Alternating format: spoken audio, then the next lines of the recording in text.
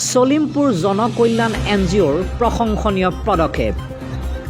বৰপেটা জিলাৰ বাগবৰ সমষ্টিৰ যাদৱপুৰ ঠাকুৰ বজাৰৰ পৰা সলিমপুৰ হৈ টেমৰাৰ মাজেদি বৰপেটালৈ যোৱা মূল পথছোৱা বানপানীৰ ফলত বেয়া হৈ যোৱাত স্থানীয় বিধায়ক তথা জনপ্ৰতিনিধিক জনোৱা স্বত্বেও পথছোৱা নিৰ্মাণ নোহোৱাত ৰাইজে জমৰ যন্ত্ৰণাত ভুগিবলগীয়া হৈছে।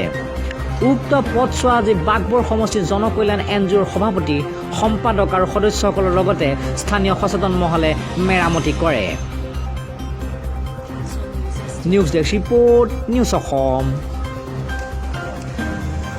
এই ৰাস্তাটো যাদৱপুৰ ঠাকুৰ বজাৰৰ পৰা সলিমপুৰ হৈ কামৰা তাৰ পৰা বৰপেটালৈ যোৱা মেইন ৰাস্তা।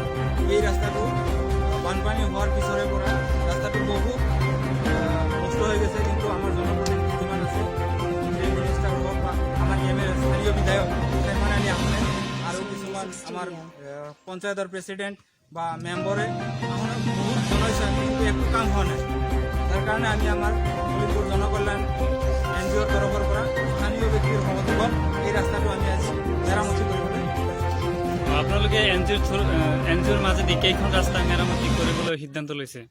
এইটো ৰাস্তাৰে সৈতে আৰু এখন ৰাস্তা ভাবিছোঁ, এইটো আমাৰ প্ৰথম কাম। এই ক্ষেত্ৰত স্থানীয় যিজন প্ৰতিনিধি আছে তেখেতক জনাইছিল নেকি? তেখেতক জনোৱা হৈছে যদিও তেওঁ কোনো বিশেষ ব্যৱস্থা লোৱা নাই।